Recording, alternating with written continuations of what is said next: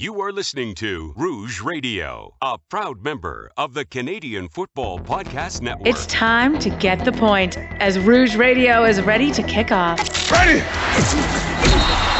The best football talk with the best in the business. So what is the cost? You have 2 first-round picks this year because the Argos are dumb enough to trade for Drew Willie. A few rookies. We go directly to the on-field product. We welcome to the show the 20th overall pick in this past Sunday's CFL draft, DeAndre Wright of the Alouettes. DeAndre, welcome to the show. Thank you, guys. Thank you for having me. And the occasional Hall of Famer. Please welcome Doug Brown, who is one of the members of the current class of 2016 in the CFL Hall of Fame. Doug, thanks for joining us today. Oh, thank you, guys, for the kind words and for having me on the program. Rouge Radio is on the air. Here's your hosts, Robert Dalton and Tony Allen. Well, we are doing things a little bit different. It's the Rouge Radio Podcast, episode 434, powered by the Canadian Football Podcast Network.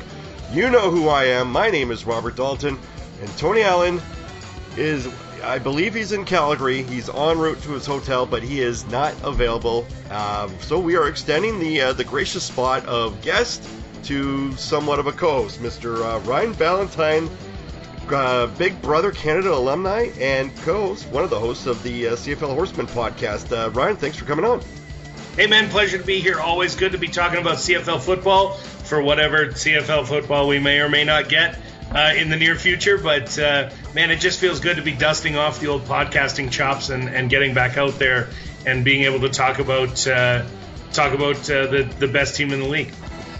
Oh, so you're going to talk about the Bombers are about 3 weeks ago, or 3 weeks ahead. So let's not get too far ahead, okay? Oh, I didn't realize we were doing a podcast in the past. Okay. I thought we were doing one now, and we were talking about the best team in the league, not those guys that won a couple championships on the back of a guy who shoved needles in his ass. I'm talking about like the actual best team in the league. All right, this is. Sorry, wait, hold on. Allegedly. No, wait. Traces. Right? Trace amounts of, any minute now, we're going to get the results back of that test that he got done on his supplement that he promised would clear him. And, we're under the impression that once the CBA is signed, we might have that proof. So maybe just delaying the progress. So. Sure. You're currently in Scottsdale, Arizona. How's the weather out there? Are you missing Alberta weather right now? Oh, it's too hot, man. I stepped outside today, and I'm down here in a professional sense. I'm working, so you have to dress professionally, and it is 39 degrees here today. Oh, and everyone around me is like, this isn't even hot yet. And they're right. Like the last time I was down here, I think it was 47 degrees Celsius. People shouldn't live here. Like, I don't understand why there is thriving communities of people who live in a place where, like, just the air is trying to kill them. Anytime I walk outside, I immediately break into a sweat. And that's not just because I'm walking and I'm 300 pounds, but also, like, the weather is not helping. So I have very quickly moved. You know, at home when you're like, oh, I'm going to start the car because it's really cold outside. Yeah. Here it's the opposite. Oh, I'm going to start the car to let the air conditioning cool it off, because if I don't, as soon as I open it, I'll feel like a chicken nugget being put in the fryer. Like it's so oppressively hot in this state. It's crazy. But yet here I am. And I'll be here all week. And fortunately, I will be home in time for the Flames Game 2 of the next series in the Battle of Alberta. Congratulations on your Flames. This seems to be like this should have been the podcast that Tony should have shown up to, because he wasn't exactly the most optimistic of his Flames, even though that they were favored to advance. But Battle of Alberta, man, like, this is kind of like the Labor Day times a million, isn't it? Yeah, the idea that we're getting a 7-game series for the first time since 1991 between the Flames and the Oilers, and you have probably two of the greatest players of their generation for the Oilers, but the rest of the team is a disaster versus a competently built roster that was built for playoff hockey. Watching this is going to be incredible, because you're going to have those McDavid Draisaitl moments that give the Oilers a chance. But then at the other side, you're also going to have 41-year-old or 40-year-old Mike Smith, however old he is now, trying to catch 67 shots coming his way in a game. And I feel like it's got the potential to be the greatest hockey series that ever went 4 games. Well, I was going to say, it's like it has the potential of doing that, or the biggest blowout ever. I mean, yeah, I mean, I'd say go 6 games, Calgary in 6, but you can never count out McDavid and Draisaitl unless they get swept by Winnipeg in the North Division semifinal or what have you. Well, that's exactly it, right? Like there's an opportunity here for the Oilers to prove that they can do things in the playoffs, and beating the LA Kings was not that thing. I'm far less impressed with the Oilers beating the Kings in 7 than I am with Calgary finally solving Ottinger. So we're gonna see what happens in this next round, but I've got tickets to game 2, 3, and then all the home games for the Flames after that. So I'm really looking forward to getting out there, and I'll be in Edmonton wearing all of my Flames gear and cackling maniacally in the stands as the Flames take what will be by then a 3-game lead in the series. Speaking of Alberta tickets, the CFL, obviously we're previewing the Calgary Stampeders, as you said, the best team in the league. Calgary, one of 2 teams able to practice, or at least until Wednesday. What's the sentiment in Calgary as far as possible extended strike going into the regular season? Well, I think everybody's. I don't think there's anybody out there that's like, you know what, I think this is the right thing for the players to do, or I think this is the right thing for the league to do. If you find me a fan anywhere of the CFL that's like, I agree with a labor stoppage, I'll just tell you that they're faking it. They're not actually a CFL fan, because this league can't afford a labor stoppage right now. Mm-hmm. You're coming off a canceled season and then a limited masked season that a lot of people didn't go to, where numbers were down across the league. And I'm not a CFL doomsayer by any stretch. I think that the CFL is the cockroach of professional sports. It will continue to live along past any other disaster that comes towards it, because it cannot be killed. It's, you're at 107 Grey Cups now, and there's a reason for that, because Canadians keep going to the game and they keep watching the game, and frankly the economics of the game keep it alive when you've got the broadcaster paying off the entire salary of every team right now. But still, the overall impression coming out of it, you can't afford this kind of negative attention. I think the league and the PA both need to realize that they need to get if you want to be in a revenue sharing model, there has to be revenue to share, and there will be far less revenue to share the longer this goes on. Definitely. By the way, kudos to, I don't think I've ever heard of the CFL being termed as the cockroach of professional sports. And almost, but I mean it as a compliment. I know that I've never heard like a cockroach being referred to as a compliment, and that's kind of like that's an amazing thing just to last this long. And every year there's always that one group of naysayers. I mean, it might be in a minority, but they always come out and say the CFL is still around. It's like, yeah, 108 Grey Cups and whatnot. All right, let's go to the Calgary Stampeders, because last year 7-7. They finished strong going down the stretch. Primarily, let's call a spade. Bo Levi Mitchell, is he healthy? Because it just seems that he just hasn't been the 100% Bo Levi Mitchell since Grey Cup 2018. Would that be accurate? Yeah, I mean, I think he got injured. He got injured early in the 2019 season, and you're right. I don't think he's been the same since. I think he would tell you the same thing. And it will be very interesting and intriguing to see which Bo Levi Mitchell we get. Do you get pre 2018 Bo Levi Mitchell? Do you get end of season 2019 Bo Levi Mitchell, or do you get the guy that led the team to a 6-1 record down the stretch at the end of last season? The Stampeder, or 6-2 rather. The Stampeders were in rough shape. halfway through the season, and then all of a sudden Bo came out and he found his sea legs to a bit, and found the chemistry with the receivers that he had been missing, and the Stampeders were the hottest team in the league in the back half of the season. So when something like that happens, you have to wonder, is another 6 months of work off going to be the kind of the rest that his shoulder needed? Or if not, is he going to decide at some point, and is Dave Dickinson going to decide at some point, that Jake Maier is the guy?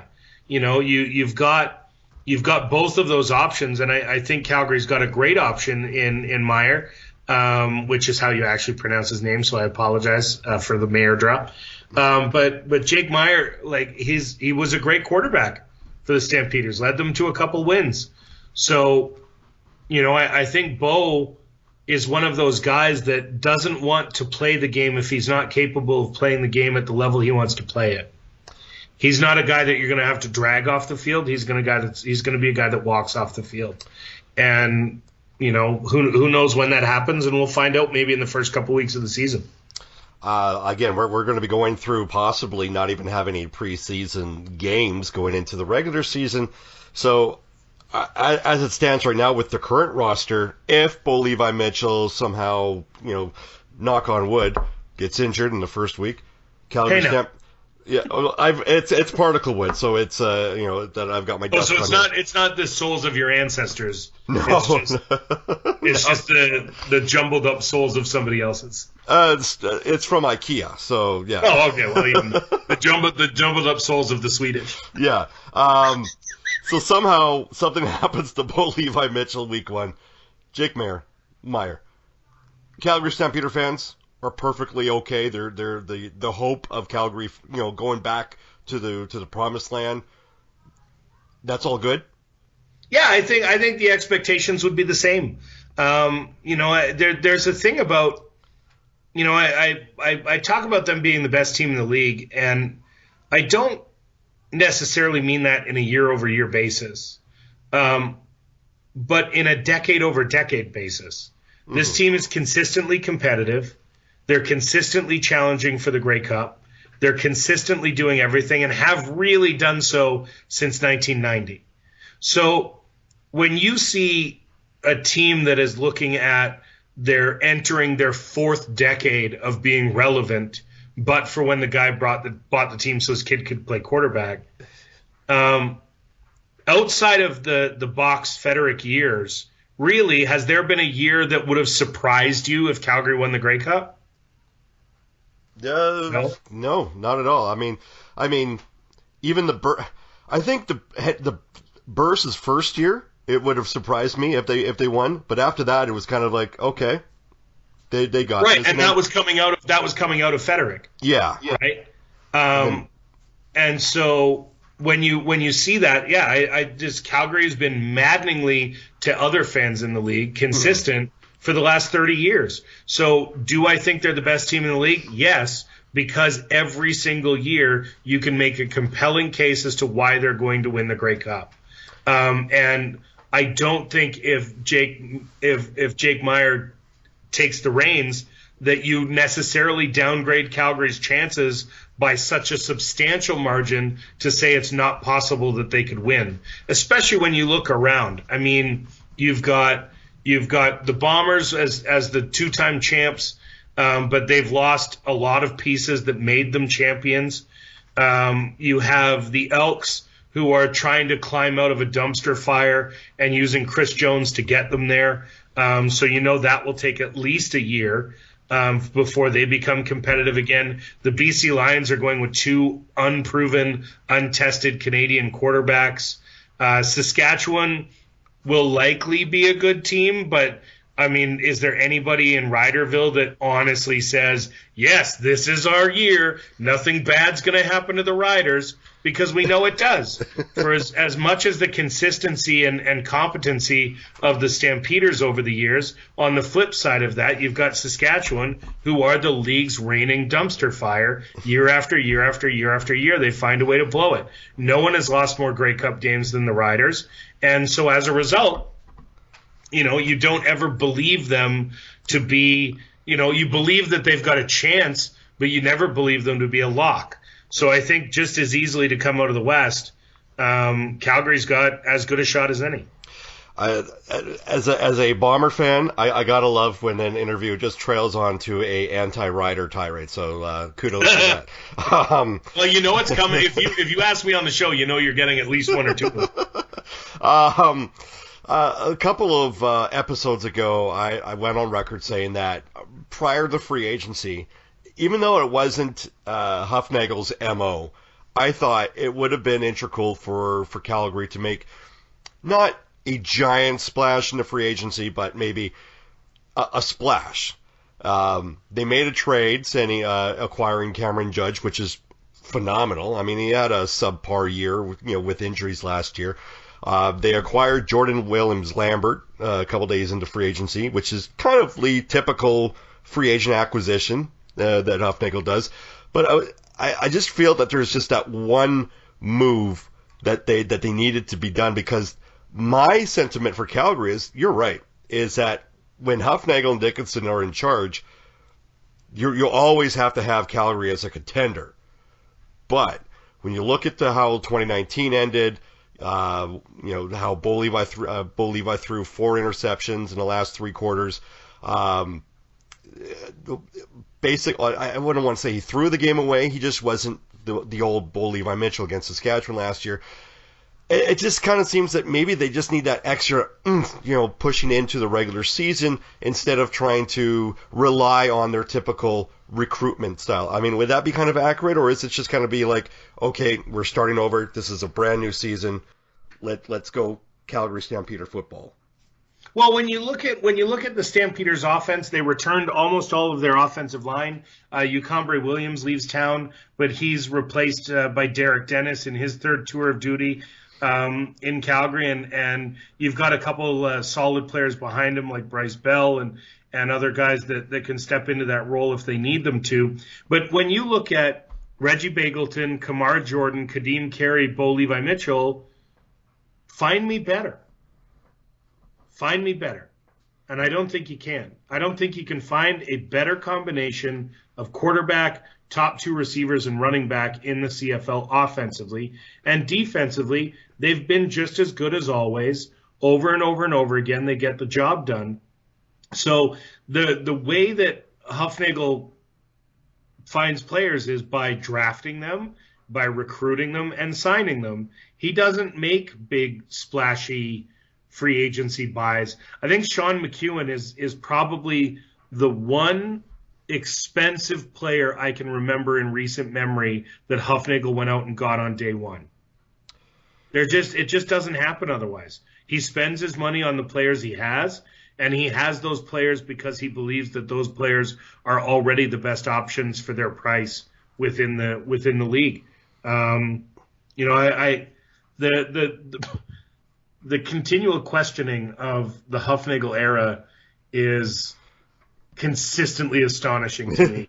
That every year you get, this is the year that Calgary doesn't contend, and then they come out and put up double-digit wins and call it a day. Like, it's ridiculous. It's not that we're predicting. I think it's just kind of like the law of averages. Maybe the 7-7 record last year was their one blip in the radar, right? I mean, that's what it took a while for them to get the groove on. Coaches, the Calgary Stampeders lost a phenomenal guy, coaching their defensive line, now going to the Toronto Argonauts. By the way, how it must be sick to find out as a Calgary Stampeder fan that you lose not only players but coaches to the Toronto Argonauts. I mean, is that just? Do you feel like that Hufnagel's got to be at least co-GM of the year because he's creating 2 teams? You remember when I said that the CFL is the cockroach of the league, and I said I intended that as a compliment? Yeah. The Argonauts are a compliment to John Hufnagel. Mm. The Argonauts, as they're currently built, are a direct compliment to John Hufnagel's ability to find players, find talent, find coaches.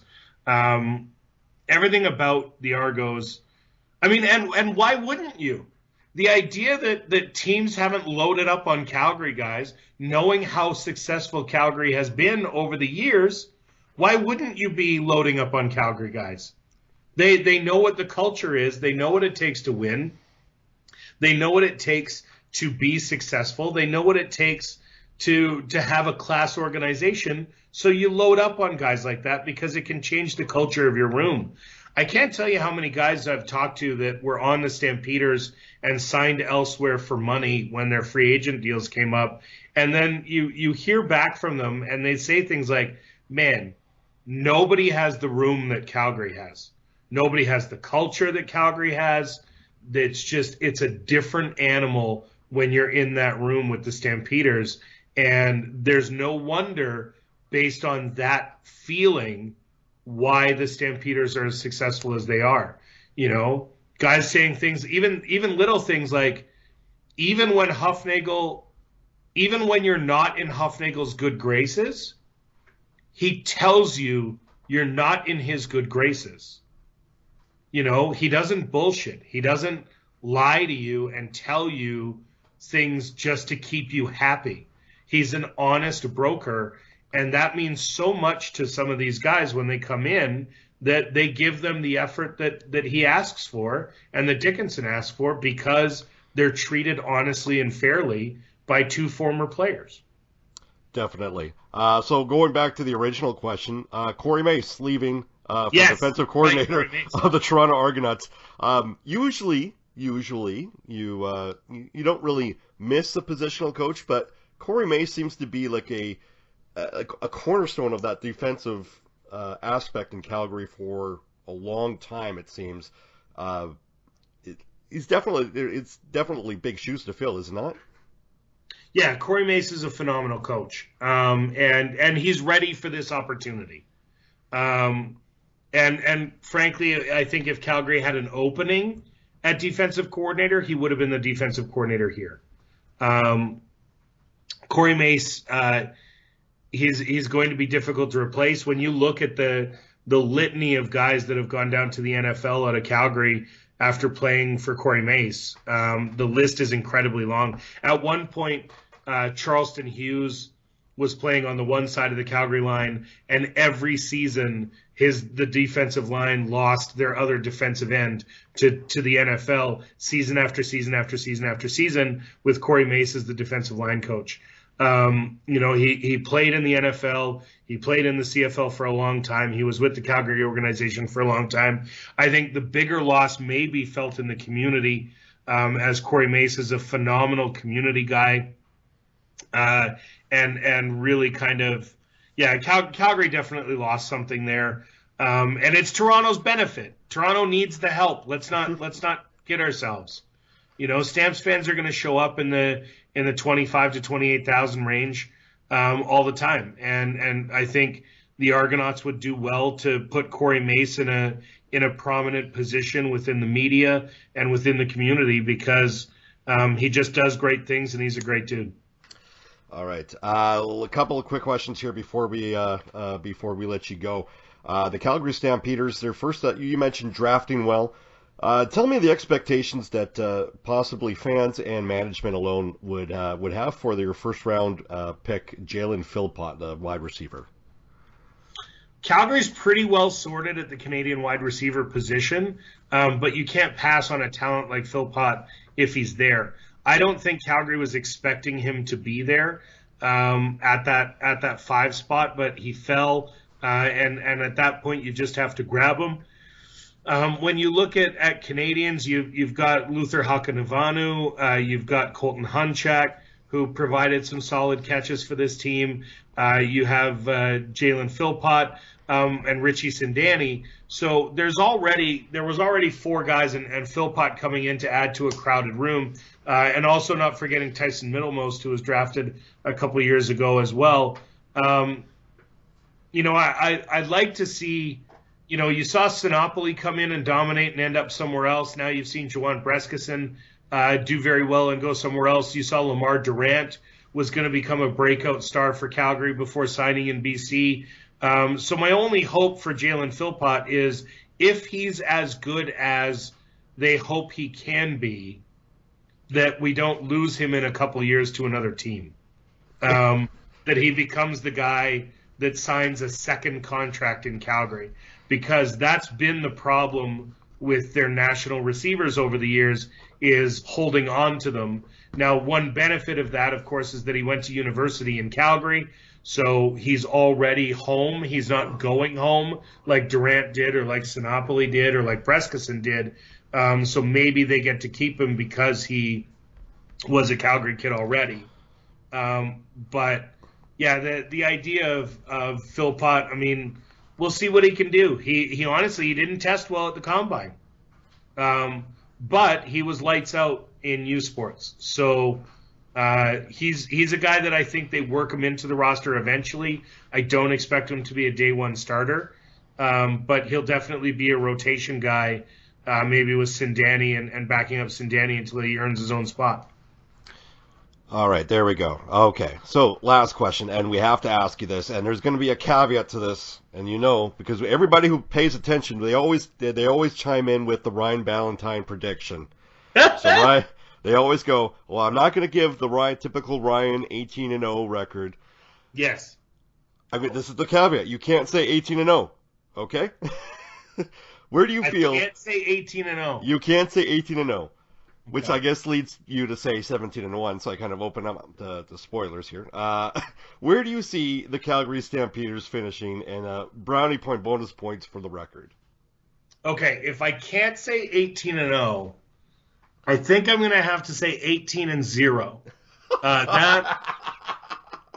That's probably where I see them. I mean, I took a look. I did a deep dive on the schedule. I think the way the schedule lines up for them, their bye weeks are good. Their opponent choice is good on a week-by-week basis. I just think that 18 wins is definitely something that they can accomplish this year. I would put the Stamps in a head-to-head battle with the Riders to win the West.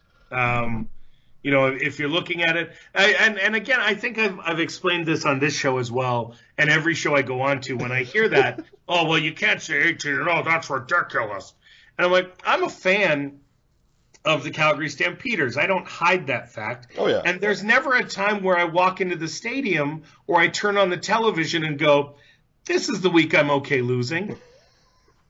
This is the week where I just don't care, because they've already got 12 wins in 14 games. So I'm totally fine if they're 12-3 instead of 13-2. No, of course not. That's ridiculous. No fan ever turns on and says, this is the week we should lose. I think it's good for us to lose. So never be that way. Proudly embrace. Be like, it's the joys of victory and the agony of defeat. So why would anyone step onto one of these shows and go, I intend to suffer agony 5 times this year. Bring it on. No, garbage. I think I'm calling for 18-0 because that's what I want. 18-0 because that's what I want. And every time we lose, I'm angry about it because I chose a team when I was 11, and that team has been given full permission to ruin the rest of my life on a weekly basis 18 times a year. Unfortunately, they haven't done it that often. And, that is what it is, man. How many times do you want the Bombers to lose this year? I mean, it's all about expectations and reality, too. I mean, do I want them to No. How many times do you want them to lose this year? 0. See? We're on the same page. We're on the same page.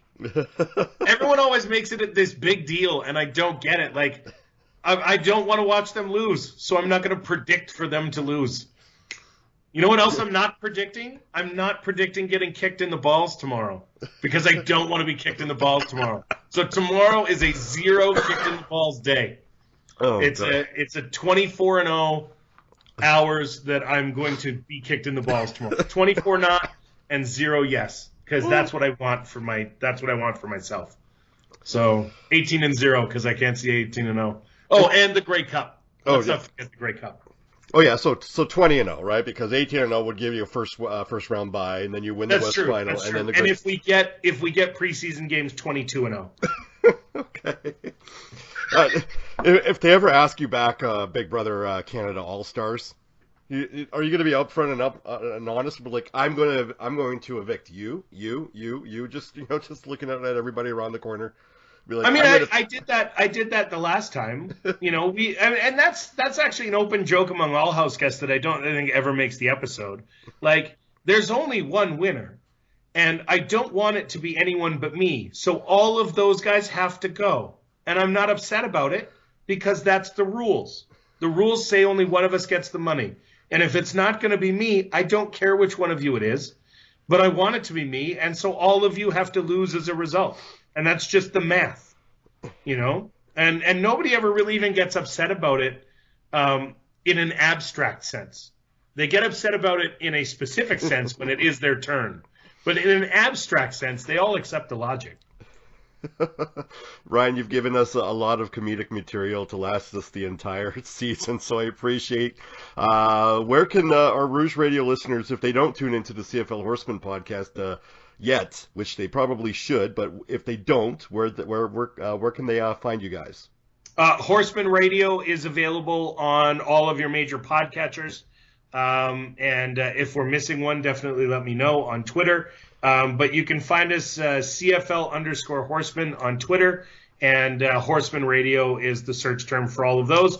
We'll be launching our show soon. One of our co-hosts, Steph, recently had a baby, and I've been out of the country a lot with work and out of town the rest of the way. So we'll be picking it up here in the early bit of the preseason, assuming we have one, to talk about all things Stampeders and all things CFL, and we like to bring a little bit of attention. So CFL Horsemen is the name of the show, Horseman Radio on all of your podcatchers. And, of course, you can always follow me on Twitter as well, BBCanRyan, on Twitter and Instagram. And if you follow me on Instagram, I promise you I will not post.